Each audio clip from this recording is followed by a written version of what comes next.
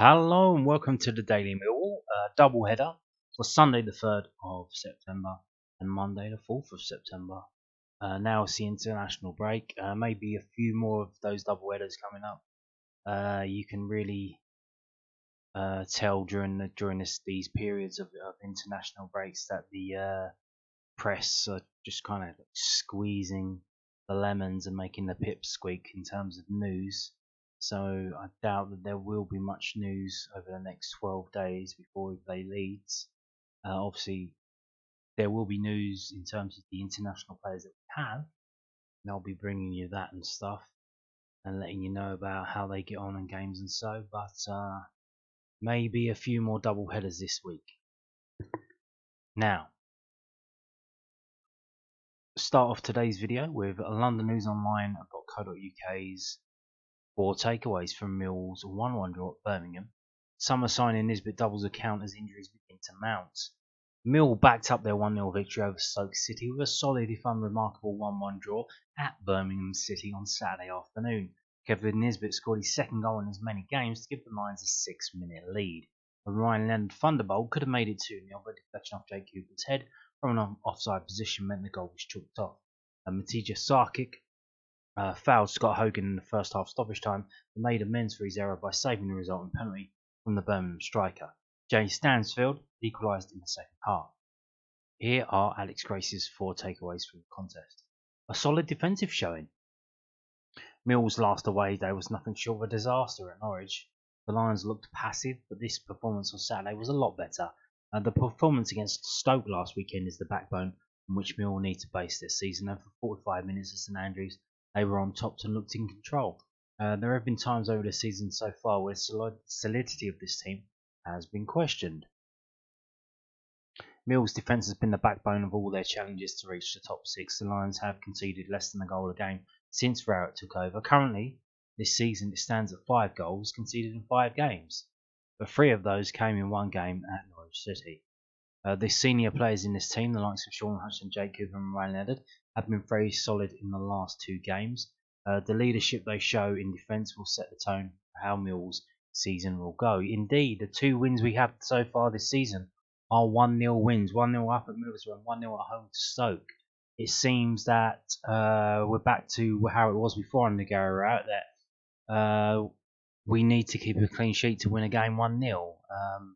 Because we're not going to score more than 1 goal, and which is a shame. He's kind of regressed into that pattern, going back to the back 5, trying to keep a clean sheet. But then when that fails, where's Plan B?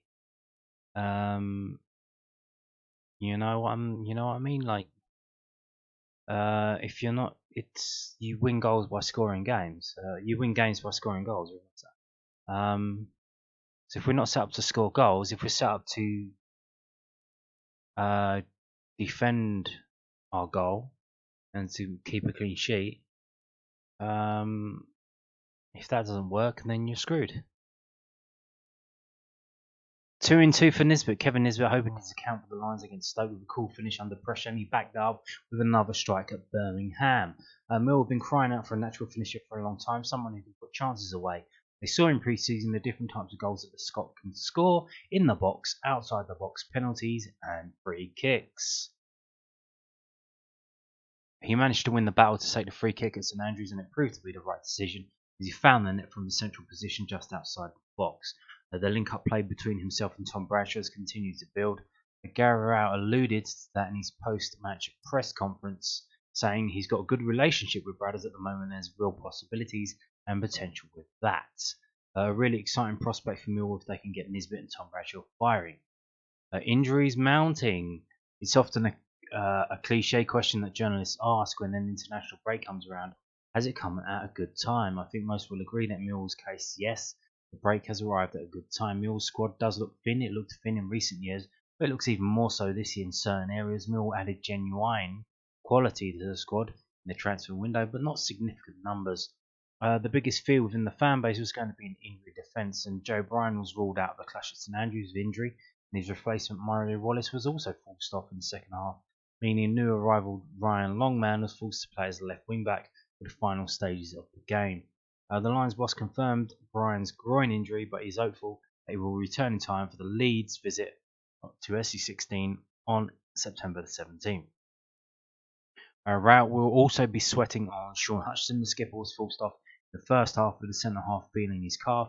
A big worry for the Lions if he's set for a period on the sidelines. Not a bad start, all things considered. We all know that Millwall don't start seasons brightly. Gary Rout has never had massively positive starts in his time at Millwall, but the Lions have the same number of points as they did at this stage last season, with 7 from their first 5 games. It leaves them smack bang in the middle of the table. If they were to average the same record throughout the season, it would leave them 64 points, 4 short of last season's total, and not enough. We need to get, I think, 72 or more. If you look at the fixtures that Mill have had, Middlesbrough, Norwich and Birmingham all away from home. They're not easy fixtures. Middlesbrough were playoff semi-finalists last season, whilst Norwich and Birmingham have added a lot of quality to their squads over the summer, and both look like they will be a lot stronger than they were last season. The break gives Mill time to work on certain things. The next 6 fixtures will provide tests, but they would also feel confident about picking up some more points on their return. Well, we'll see about that. We'll see about that. Now, moving on to this from southernnews.co.uk, more post-match from Gary Rout. It would have been a hell of a goal. Millwall manager reacts to Ryan Leonard's disallowed strike at Birmingham City. Had the effort stood, Millwall would have taken a 2-goal lead within 20 minutes in the Midlands. Gary Rout admits the decision to rule out Ryan Leonard's strike against Birmingham was the right one, but said it would have been a hell of a goal. The popular 31-year-old has shown a tendency to hit stunning long-range efforts previously and almost added to his collection at St Andrews yesterday. After Kevin Nisbet's opener from a free kick, George Saville sent in a corner after 20 minutes for Millwall. It flew over the heads of all the bodies in the box and fell for Lender. I think that was definitely planned. That was planned. I think we've seen, I don't know who, it was obviously an old routine, but I think we've seen it a number of times with like Manchester United under Sir Alex Ferguson when they were doing it. So when you got David Beckham putting in the kicks, he can do that. But yeah, I think that was a planned move. It wasn't that George Saville fucked up the corner. It flew over all the bodies in the box and fell for Leonard, stationed about 25 yards out. He hit a stunning volley that took a flick off Jake Cooper on his way in, leaving the assistant referee to rule it out for offside. Yeah, well, because Jake Cooper was celebrating like it was his goal. If he would have been a bit more coy, they might have changed their minds. Jay Stansfield would equalise in the second half of the Blues, and the game would finish 1-1. On the offside incident, Rowett said, the moment when we score from the corner routine, I think he's offside. I think it's Coops and it's just glanced his head. I think he was offside. So I've got no complaints. Just when it takes that long, you maybe feel that the officials are not that sure, but I think they were right.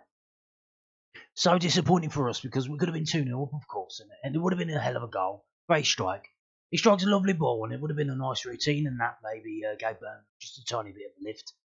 You could just feel the atmosphere in the stadium go up a notch, and they obviously get the penalty just before half time, and we end up saving it. So again, another moment it could have gone either way for either team. Leonard only managed a couple of minutes of game time in the opening 3 league matches against Middlesbrough, Bristol City and Norwich City, but the versatile former Southend United star has now started the last 2 games against Stoke City and Birmingham as Rout has moved to rejig his defence after a few disappointing results at the beginning of the season. And that's the end of that one. Now, talking of injuries, how bad is it? Let's find out. This is from southernnews.co.uk. Gary Rout provides more detail on Joe Bryan's absence after the defender misses Millwall's draw with Birmingham. Gary Rout said it will be touch and go on Joe Bryan's fitness during the international break after the fullback missed yesterday's draw against Birmingham. Murray Wallace came in for the 29-year-old in the game that saw Nisbet score from a free kick. Ryan have a goal ruled out, and Miti Jasarkic make a penalty save. But Bryan was absent for all the fun during Mill's 1-1 draw at St Andrews. Lions boss Rout said after the game, he felt his groin on Tuesday. Dirty boy.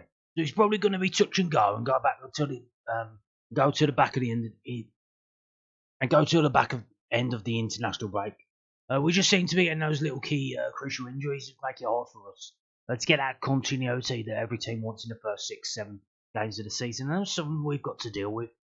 Mill have another injury concern in the form of Sean Hutchinson went off after 30 minutes, and Rowett is hoping calf issue is not too serious. And that's all we have on that. There you go. I think we had the update on the last video. Here we go. So talking of this piece from southwarknews.co.uk, an opinion piece on how the transfer window was for Millwall. Fans are crying out for a deadline day defender. Mill will have to pray until January their decisions don't cost them. The injury to Sean Hutchinson brought the issue of defensive depth right to the forefront and may prove to be the only mistake in an otherwise brilliant transfer window. Amid the flurry of excitement during Mill's transfer deadline day, a couple of pesky and persistent voices could be heard. Are we going to sign a defender? Concerned fans tweeted on Friday morning, around the time Sky Sports News pundits had begun their 11th or 12th discussion on the future of Liverpool's Mo Salah. There had been no signs that a defender was incoming. Instead, one was set to depart, with George Evans announced to be heading to Wrexham just after 1 p.m. His exit followed Andreas Vogelsammer's, and Mill opted to fill their spots in the team by bringing in midfielders Ryan Longman and Alan Gamble. A few dissenting voices greeted Longman's 1:30 p.m. arrival with, I'm paraphrasing, good news, but we need a defender. The same opinions resurfaced when Campbell followed half an hour later. Even when speculation went into overdrive late in the evening that the Lions were set to make an eye-catching loan move for Wales international Kiefer Moore, supporters could still not restrain their anxiety that an important part of the team was being ignored. One witty fan responded to the news of the Bournemouth strikers link to the Den with, the ball-playing centre back we never knew we needed. In the end, it got to 11 p.m. and Moore stayed put, Salah did too, and all the speculation and anxiety linked to the transfer window would subside until January. Back to football then. Millwall's trip to Birmingham City was going swimmingly when Kevin Nisbet netted the opener, and it almost got even better before the assistant referee raised the flag to deny Ryan Leonard a goal from a long-range effort. But then Sean Hutchinson went down with a calf issue, and suddenly all minds went back to what did and didn't happen during the transfer window. I think he just felt his calf, which is disappointing because I think you could see the solidity with him in there, Gary Rowett said after the game. Wes came on, and I've got more than enough confidence that he'll go on and do the job in there. But when you lose your captain at a crucial point in the game, when you're doing well, I just think it takes a little bit of continuity out of your team and out of your back three. He said he felt his calf tighten, so I'm hoping he felt it and came off before it become too serious because he's obviously lost a lot of game time over the last couple of seasons. And it's such a crucial player, you need him on the pitch. Hutchinson's injury was unfortunate, but hardly a shock. The 32-year-old has rarely had luck on his side in recent years when it comes to fitness, falling just short of 30 championship appearances in each of his last two campaigns. He was fit for most of the 1920 and 2021 seasons, but registered just 26 appearances in the 2018-19 season and 16 appearances in his debut campaign at the club while Millwall was still in League One.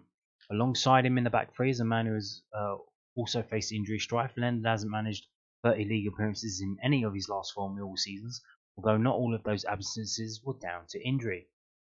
Harding and Murray Wallace, filling in for Joe Bryan, who himself has faced a couple of knocks in recent weeks, showed that they are more than able replacements in the 1-1 draw at St Andrews. But you wonder if more heed should have been paid to those who urged the club to bring in another defender, especially with the 3-4-1-2 looking like it's here to stay. With everyone fit, Leonard, Hutchinson and Jake Cooper appear the preferred back three at the moment, with Wallace and Harding ready to come in when needed. But is that enough? Few doubts around Cooper, who started all of Mill's last 46 league games, but questions of fitness, proneness to injury and consistency may linger over the others. In hindsight, it might not have been the worst option to keep Alex Mitchell at the club rather than send him on loan to Lincoln City, but the Lions would not have made that decision lightly. Millwall have recruited well in the central defence loan market in recent years, with Charlie Cresswell and Danny Ballard making big impressions in back-to-back seasons from Leeds United and Arsenal respectively. The pair brought a youthfulness and energy to an otherwise experienced defence, quickly becoming popular on the terraces with their underhand bite. These players don't grow on trees, but how Mill could use someone like either of them if injuries begin to hit Hutchinson and Leonard again. The Lions' most successful seasons under Rowett have been built on a solid defence. Rowett's sides have rarely been high scoring, but they have had an impressive ability to sniff out well-timed goals when opportunities present themselves and fight like crazy to hang on to leads. Without a sturdy defence that can bring long periods of pressure, as was the case against Birmingham, Millwall's edge will elude them. Having a strong backline is not particularly sexy in 2023, especially not in a division where so many teams are free scoring with porous defences. But for Millwall it works and has been one of the main reasons why they spent the last 4 years fighting in the top half of the Championship despite having a bottom half budget. That battling draw against Birmingham and the wins and the wins over Middlesbrough and Stoke, either side of their strange wobble, suggest the top half of the table is a game where Millwall should be fighting. If injuries hit and the defence becomes a liability, those pesky and persistent voices on deadline day could be proven right. That's not to say that Millwall haven't had a great transfer window. The potential and logic behind all of the signings are clear, and Longman and Campbell end up being exciting ingredients as the season moves into autumn and winter. But the issue with defensive depth, an issue that was staring most supporters in the square in the face, could still come back to bite them. Yeah, indeed. But it's just till January, so as long as we keep it ticking along, we don't. It's not too bad the results until January. Then we can do something about it. Then now, if you have you got your ticket yet? It's 12 days away, but it's nearly selling out. Mill will take on Leeds United in the Sky Bet Championship on Sunday the 17th of September. Kick off at 12 midday with limited tickets remaining in certain areas of the Den. The Barry Kitchener stand is now sold out, whilst the Docker stand is also sold out except for Sanford's Family stand, blocks 13 and 14. More availability remains meanwhile in the Coldblow Lane stand, but be quick because once they are gone, they are gone. Yes, nearly a full 2 weeks before the game, and it's nearly sold out. And that's going to be the pattern for most of the big games this season. It was for the opener, it was for this game. You're going to have to keep an eye on when the tickets are on sale, maybe buy it in advance. And then if you can't go, just pass it on to someone else. Because it's going to be one of those seasons, unless we absolutely tank in the next couple of months. But yeah, nearly sold out. So if you're trying to get a ticket, you better get it quick. Now, there was a game today on Monday. Millwall under-21s beat Crewe. It was hard work. Crewe came and parked the bus, but Millwall in the end did break them down. This is from the official club website, millfc.co.uk. Millwall under-21s defeated Crewe Alexandria 2-0 in the Professional Development League on Monday afternoon at Calvert Road. Mal Grant and Abdul Malik scored as the Lions registered 3 points against their opponents, dominating almost all of the encounter in searing temperatures. After Crewe's goal led to a charmed life. After Crewe's goal led a charmed life. Crewe's. There's no apostrophe there. After Crewe's goal led a charmed life in the opening half hour. Why? You need a line in there saying what that means. You're basically saying after Crewe's goal led a charmed life by not being affected by all of the chances Mill created. Mill finally got their noses in front of 30 minutes as Grant met a Carl Smith corner to head home. The likes of Nino, Adam Malachi, Smith, Shamal Lawson, Henry Hearn, Abdul Malik and Seb Drosden all had multiple efforts to add to the scoreline, but it took until 3 minutes into stoppage time for the Lions to grab a second as Abdul Malik fired home in the bottom corner from 20 yards out. Next up for Millwall under-21s is a trip to Birmingham City on Monday the 11th of September, which is set to take place at Birmingham City's training ground at the moment. So here's the team, quite a young team. Crewe are probably one of the weaker teams in this league. So I think that's reflected in the team that Mill put out. Probably why they didn't. They switched the game from it was supposed to be at the Den and put it at the training ground. They generally do that when a team's quite weak or quite young.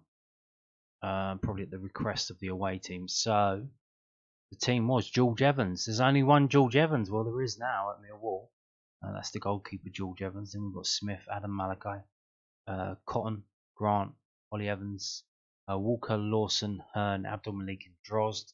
And the subs were Bangora Williams on 67 minutes for Cotton, Massey on 90 minutes for Lawson, and Baker on 76 minutes for Hearn. Subs not used were Horsley Mackay, that's one name, and Waddy.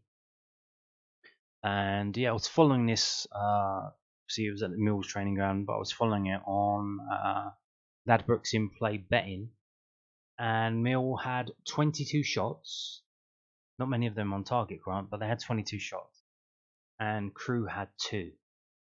So it was literally a one-way thing. Crew were just like parking the bus and defending for their lives, which is how they need to play because they're not very good.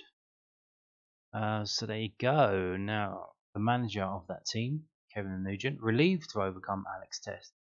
Kevin Nugent didn't enjoy Monday's win over Crewe Alexandra, but was pleased with the victory nonetheless. Millwall's under-21s defeated the Alex 2-0 in the Professional Development League at Calvert Road, but had to make do with securing a game in the second half stoppage time courtesy of Abdul Malik's strike, despite bombarding the opposition's goal with over 20 attempts. Command Grant gave the Lions a lead on the half-hour mark, but Millwall's incapability to add to that lead led to goalkeeper George Evans having to pull off a smart save in the second half to prevent an unlikely equaliser from an inexperienced Railway men. "Our winner's a win," Nugent told MillwallFC.co.uk.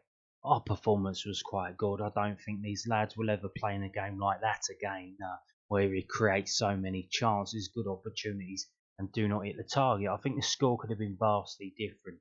I didn't enjoy watching that game as we missed many chances, and as football is, Georgie has had to make a really good save to make sure the game stays. Abdul gets the second goal late on to kill the game off, but I should have been killed off a lot earlier, a lot earlier than that. At 1-0, it's always dangerous, and you only need one set piece, a mistake, something along those lines, and they're back in it. But we got the win, and that's all that matters. Indeed, it is. There you go. Now, moving on to the Loanwatch. Mixed emotions for Millwall loanees. Millwall's 4 loanees played out 1 win, 2 draws, and 1 defeat between them this past weekend. Chinockley and Bromley kept up their solid start to 23-24 by defeating Altrincham 2-1. Corey Whiteley and Todd Miller finding the back of the net as the Ravens moved up to 13th in the Vanarama National League table. Nana Boateng and Alex Mitchell battled for draws. Meanwhile, as the former stepped off the substitute bench to play the final half an hour of Woking's goalless draw at Maidenhead United. With Mitchell playing the full game at the Bags, as Lincoln City drew 1-1 at Bristol Rovers just days after securing progression in the Carabao Cup by defeating Sheffield United on penalties at Bramwell Lane. Joe Wright, however, was an unused substitute at Salford City, were defeated 1-0 at Morecambe in Sky Bet League 2. And here are the games coming up, obviously international break, but not for these players. Though it is for Lincoln City. Lincoln City's games have been called off due to international call-ups. Their next game is on Saturday the 16th, I guess so. But Nana Boateng's in action at home to Woking. Chinockley, Bromley have got a game that's live on TNT Sport. And Joe Wright should be playing tomorrow. If he doesn't play in this game, then what the hell is he doing there? This is the EFL Trophy group stage game away at Bolton. And Salford City, their goalkeeper is actually the captain. So you would think that they're not going to drop him if they made him the captain. But this is an EFL Trophy game. If you're not going to play Joe Wright in this game, then what is he doing there? What is he doing now? I don't know. Very interesting. But yeah, there's the loanees. Now, thank you for watching. If you have insomnia and you want that cured, stay tuned because we're moving on to the stats now. And here we go. This is the stats from the game. Obviously, this is from WhoScored.com. Millwall were effective at creating goal-scoring opportunities from set pieces, gave away a lot of free kicks around the box. We favoured long shots and we favoured long balls. And if you look on the right-hand side, you top performers. It's all really Birmingham to the tackles. Obviously, Mill has having to do a lot more tackling than them. That's how we play. We set up to defend. And here we go. You can see in the middle if we go back to the stats. Attempts on goal. Well, that's not our game, is it? Well, Birmingham 16 attempts on goal, Millwall 9, 11-4 open play, 3-5 set piece, 1-0 counter attack, and 1-0 penalty. And that means with the 1 goal that Birmingham got and the 1 goal that we got, we have an 11% conversion rate They have a 6% conversion rate. So there you go. Actually, more of a sharp shooting team than them. Here's where the teams came. Almost a mirror image. We were 40% down the left, and they were 40% down their left. Shot directions, shot zones, action zones. So yeah, not much of the ball in our third, right? 23%. Player positions. So Mill look like they're playing quite a high line. Birmingham quite spaced out, 4-2-4. Interesting. Kevin Nisbet. Bradshaw the point man. Kevin Nisbet behind him. And 17 again. So Norton Cuffy being pushed up. Ryan Leonard acting as a wing back because being further forward because Norton Cuffy's got a bit of pace. So interesting to see. Billy Mitchell playing off the centre back.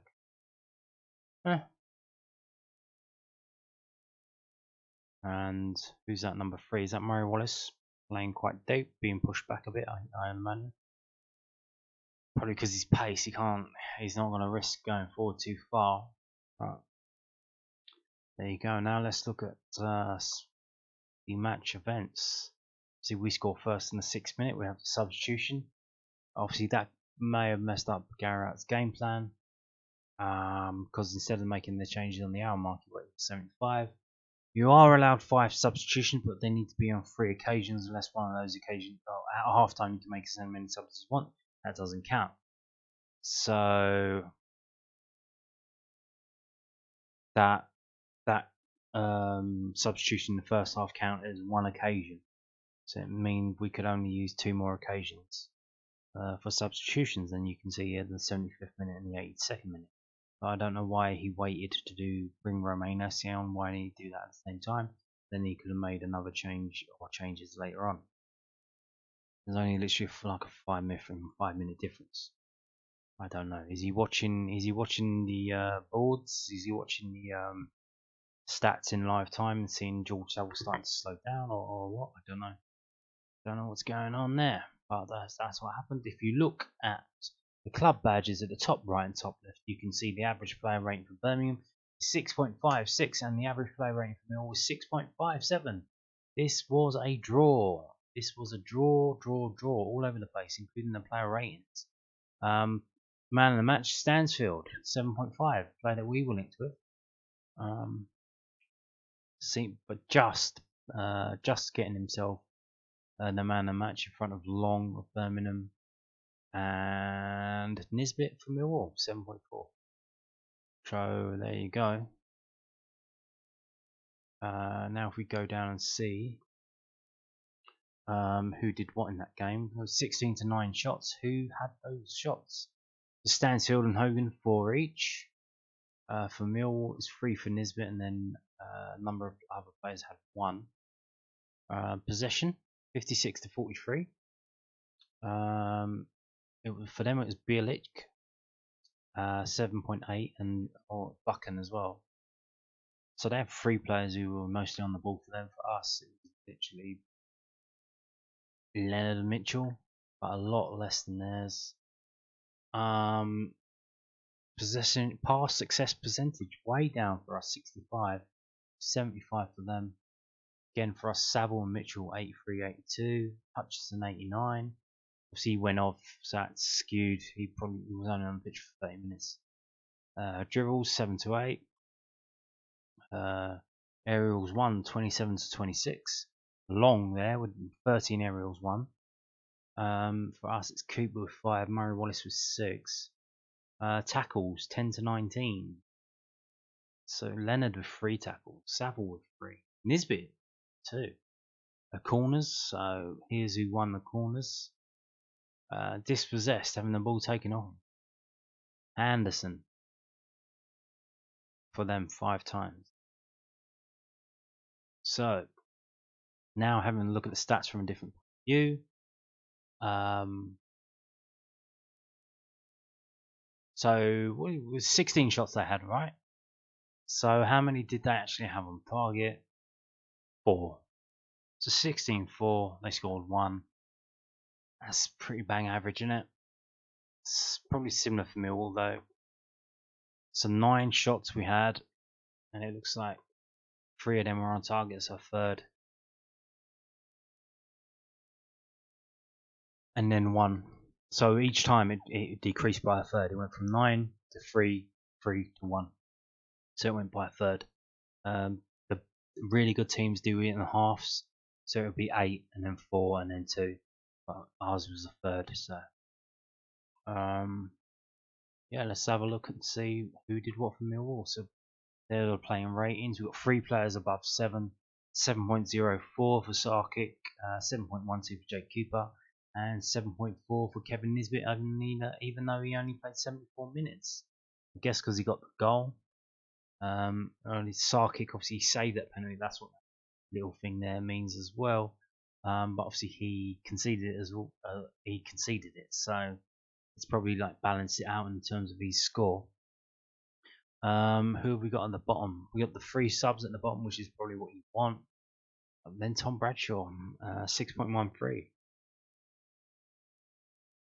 And then Brian Leonard for how well he played, only 6.45. Which is makes you suggest how are they getting the ratings on this website? Don't know. So who had the most touches from it all? Ryan Leonard, 77. Then a massive drop off to Jay Cooper, 54. Mitchell, 53. Murray Wallace, 52, even though he came off in the 75th minute. And it drops off quite a bit. So, offensive. Shots and shots on target. So we've seen Kevin Nisbet 3 shots, 1 shot on target, 1 goal. That's it. That's what you want, isn't it? That is what you want.